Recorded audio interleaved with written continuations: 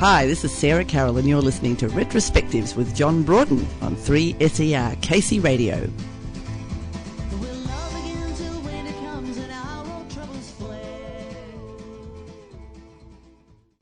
Just to begin with, can you recall a time as a young girl when you first became enamoured with music? Well, I can't really remember not being enamoured with music, actually. I think that I started listening to music at a very early age. My father and mother used to sing songs to me when I was little and play me records and stuff, and I just began listening to records by myself when I was quite little and always listened to the radio. And just was always drawn to it and fascinated by it and loved it. It was just always a huge part of my life. There was a bit of a showbiz background in your family, wasn't there? Well, there was, although I didn't discover it until only a few years ago. It's weird because my mother and father separated when I was little, and my mother and stepfather were huge music fans and buffs and listened to all kinds of music, folk and country and classical and rock and roll and all sorts of stuff, but never performed. But my brother and I were both really driven to play instruments and sing and perform and stuff from a really early age. And then I asked my father a short while ago if he could tell me a little bit about the background of the family and if there were any performers in it. And he wrote me this great long list of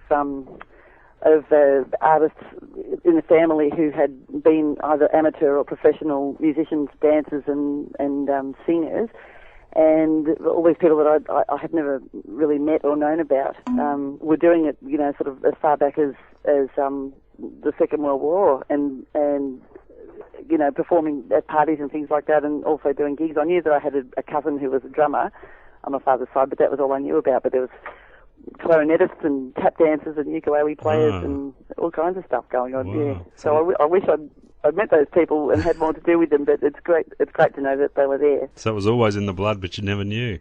That's right. Yeah. Looking back at the music that really caught your attention when you were growing up, can you pinpoint a universal quality amongst the artists that were inspiring you? Well, I always loved listening to really good singing and was drawn to that. I used to listen to a lot of harmony singing. My folks used to listen to Simon and Garfunkel and the Beach Boys and the Beatles, and I remember hearing lots of Mamas and Papas and just heaps of really good, beautiful, lush harmony vocalising, and I used to try to do that along with the records. I remember sitting in the back of the car on one of our long drives, like most families in the 70s, I think, but when petrol was still cheap, family drives were a big pastime on the weekends, and we were always herring off somewhere, and it got to the stage when, by the time I was about sort of 10 or so, that we would take turns playing music on the car cassette player, and so everybody would bring their tapes along, and we'd take turns playing things, and I remember sitting in the back and listening to Buddy Holly and Harry Belafonte and trying to harmonise along with those records and stuff from about that age onwards. So I guess if there's been a thread running through, it's been good singing, or really beautiful singing, yeah, that I've always loved to listen to. What about country music? What do you think it was that first grabbed your attention about country-inspired music? I came sort of late-ish to country music. I didn't start listening to that until I was probably 15 or 16 years old, and it was really when I was played Patsy Cline for the first time.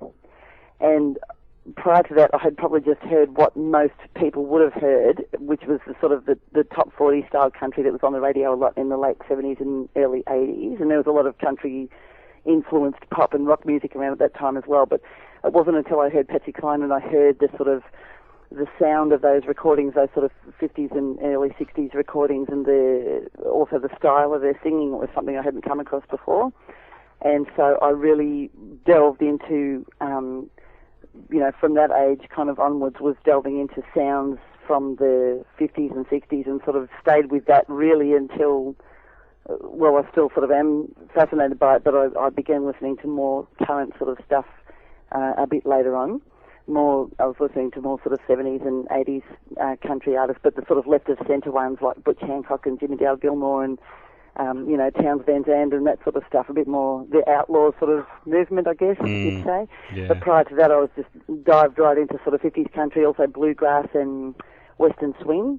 Yep. And just loved everything about those styles, and I still do. Tell us how Git came together and the inspiration behind it.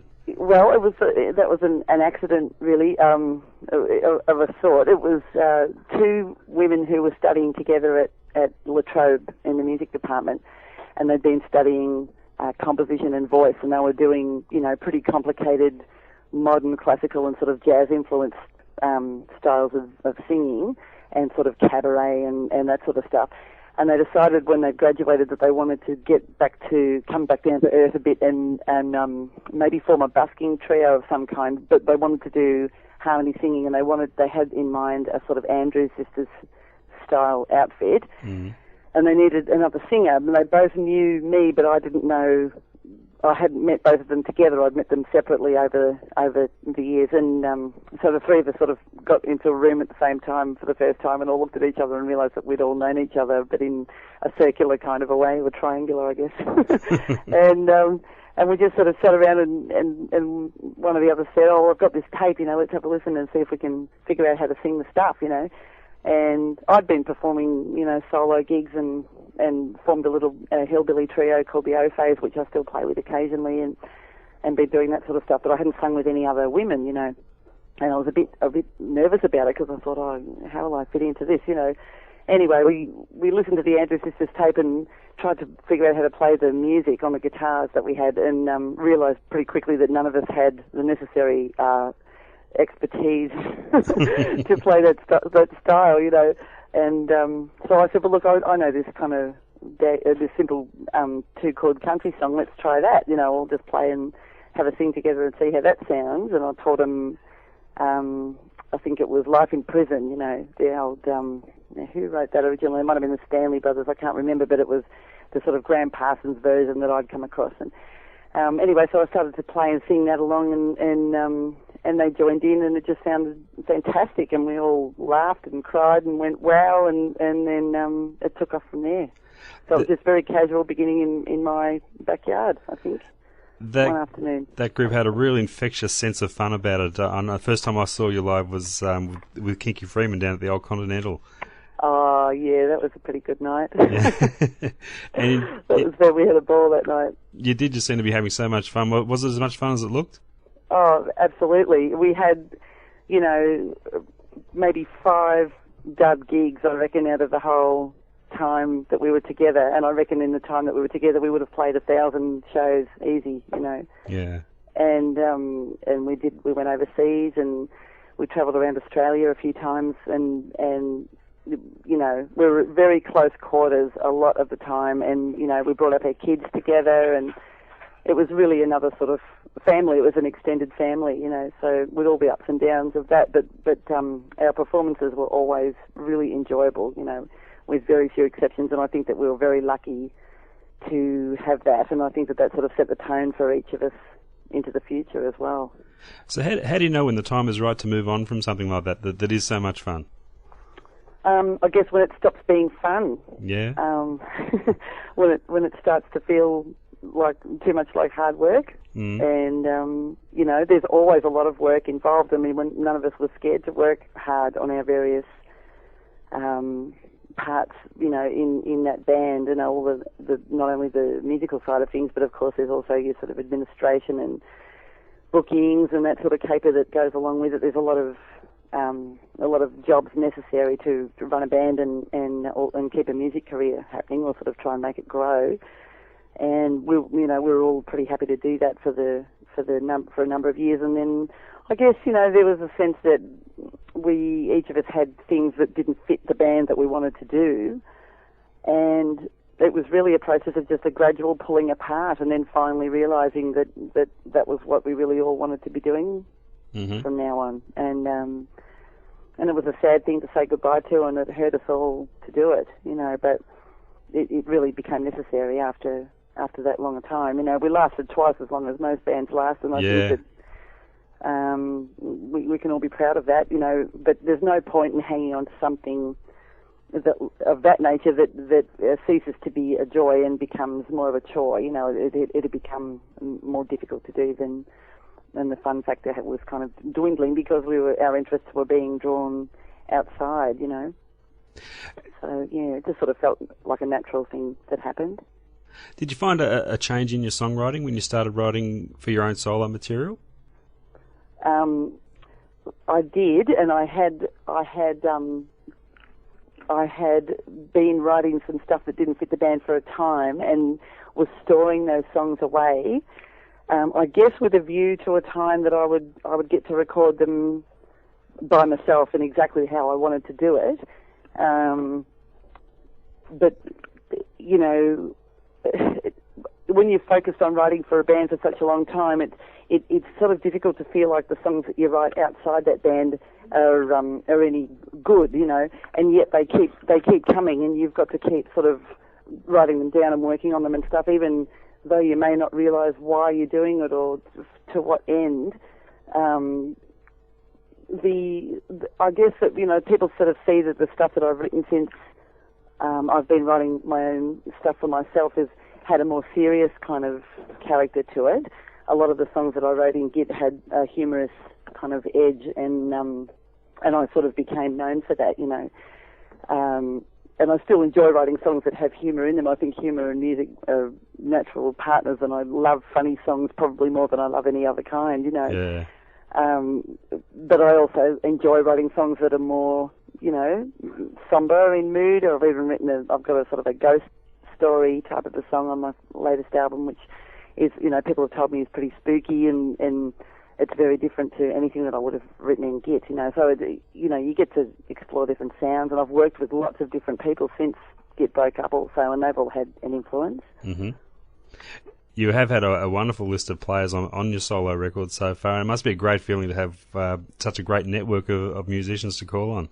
Absolutely. Look, I thank my lucky stars every day that I've had these people come into my path, and that they've chosen to spend time with me making music, and that they'll travel with me sometimes, and they'll spend time in the studio, and they'll learn my stuff, and it's an amazing feeling to, I was just looking at the liner notes of Yippee the other day, which is the first record that I put out a couple of years ago, and or 3 years ago now, I think, and the list of people on that is, you know, it's pretty massive. I didn't mean to use that many people, but they just kept coming out of the woodwork, and I'd go, oh, I'd love some Saw on this, or, you know, someone would come through town, and I'd grab them, and they'd come and do a little something, and it was just fun, you know. And I'd sort of save up, and when I had enough money to, you know, when the household could spare the cash, we'd go, righto, let's book a couple of days, and it was like, who's around, you know? Yeah.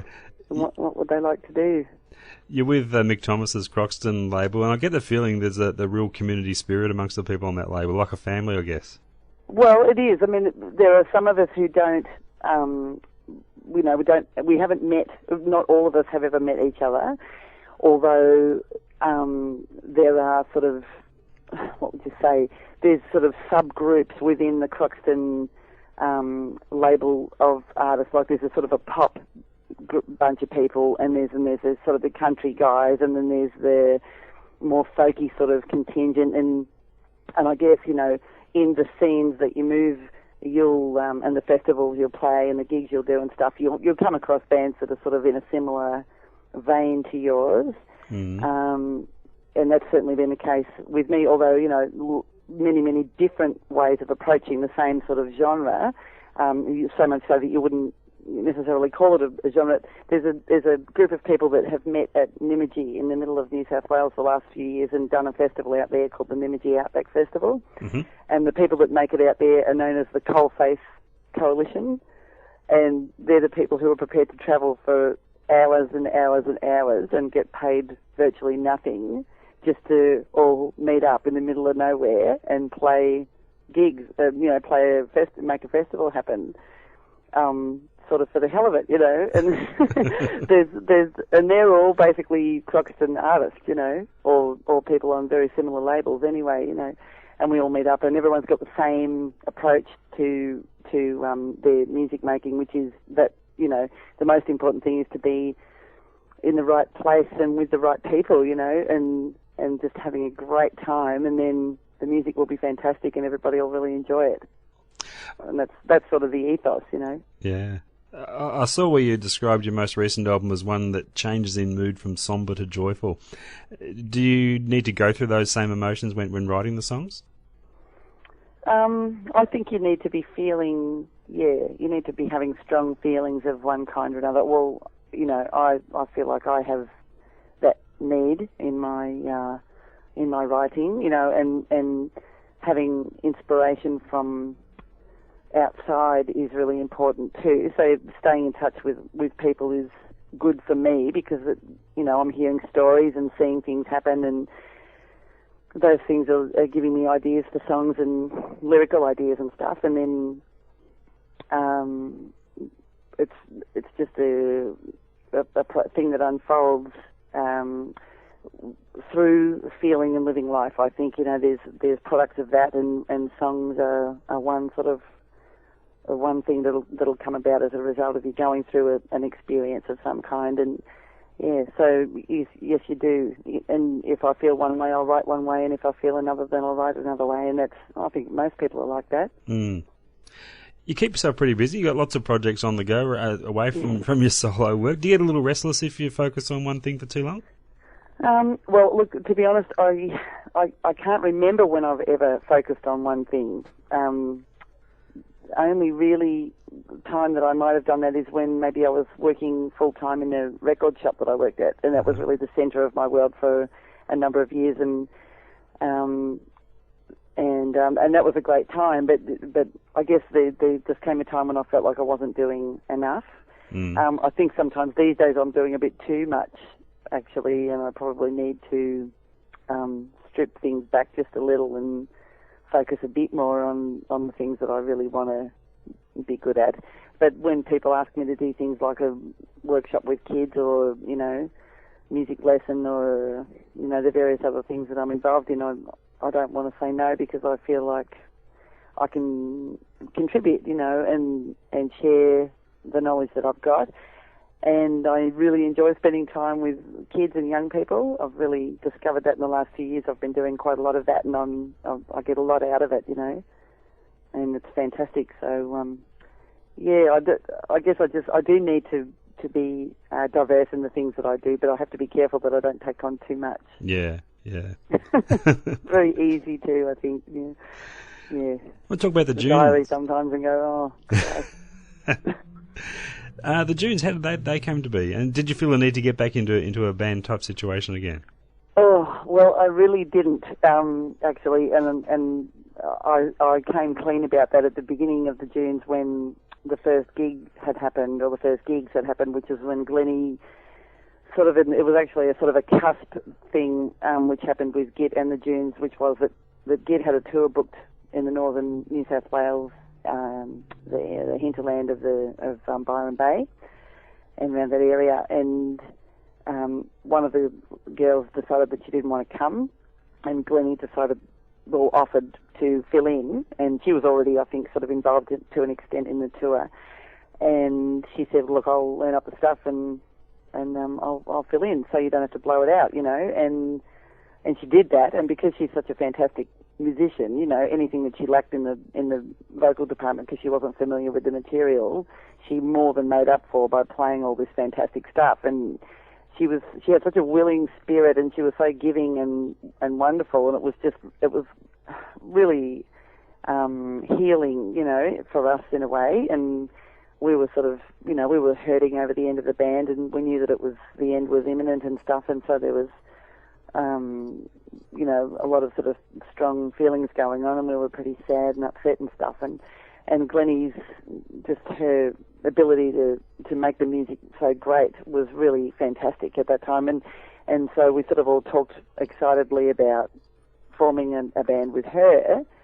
And then I got really cold feet, actually, and sort of said to everyone, look, I just don't know that I'm ready to plunge back into another band. I was kind of feeling relieved that the struggle was over, such as it had been, and was looking forward to some more peaceful kind of time. And I sort of, we jumped straight into another band, it's all going to start up again sort of thing, and I just thought, So I sat Glennie down, and she was in exactly the same position, having just wound up her previous band. So she understood exactly what I meant, and that was fantastic because we could talk really honestly and openly about it as equals, and that felt like a good beginning to things. And so we both said, well, let's just take it slowly and see how we go. Like, she lives interstate, and our bass player now, her partner Dougie, he lives with her, of course, and they live in Newcastle, but they were over in Karratha for a while, and they get around, So that's also meant that we can't play all the time as Get used to. Yeah. But we make, special occasions out of things. We've done quite a lot of touring, and we've done a heap of festivals this year. And we've just about finished our first long player album. Oh, fantastic. Yes, and it is fantastic, I have to say. I reckon it's going to be a really great record. I'm really happy with how it's gone, and we're all really, up about it and feeling very proud of the work that we've done. So that's wonderful. And, I guess we'll work on getting that out either late this year or early next year, and do some gigs around that as well, and just, play when we can, do what we can, and go where we can. We're all keen to get around and play gigs all over the place. Right. So up till now, you've got that band running at a comfortable level for you, something you're happy with. Yeah. It feels good at this level. Yeah. I'm not sure if I could ever commit so fully to just one band again. I'm sort of gotten used to doing lots of different things, and who knows what the future will bring. But an amazing band might sort of just come out of nowhere and say, hey, we're looking for a lead singer and guitarist. And she has to be able to play the ukulele as well. Would you like the job?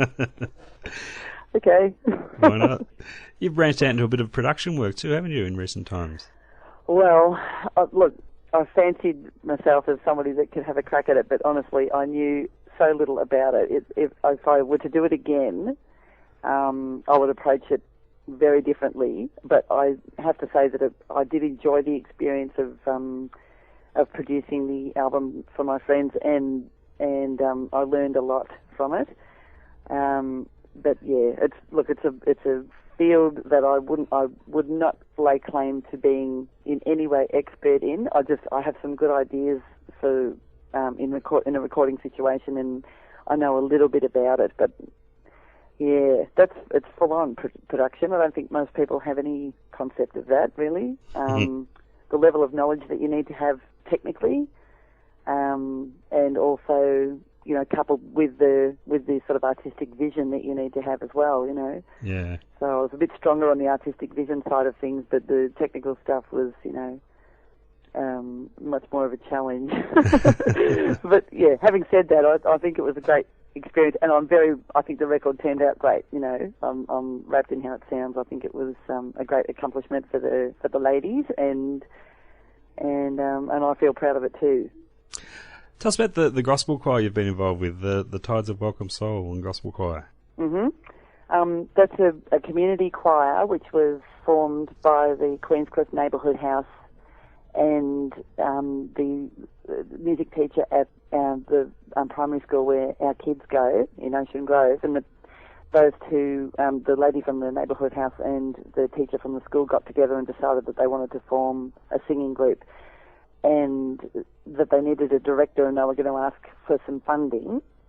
They did get a little bit, not as much as they'd hoped to get, but that's okay because we've worked it out so that the people that come each pay a small amount every week, and that sort of pays my wage and for the whole hire, and there's a bit to stick in the bank if we need to, do anything special. Anyway, so they said, who wants to be in it, and a bunch of people stuck their hands up, and I said I would do the directing job because they asked me to, and I thought, well, I don't know how to do this, but it can't be any more difficult than arranging 3 or 4 part harmonies in a band. It's just you're dealing with 40 people instead of 3, Yeah. or 4, and that's kind of how it's turned out, amazingly enough. It's just you kind of just split the singers into groups according to what registers they sing in, and then you teach each person a part, and then you teach them to sing it together, and there you go. It's quite miraculous. So we're just about to turn 6, and we're just finishing our second album. Fantastic. as well. Yeah, and they're just a great bunch of people.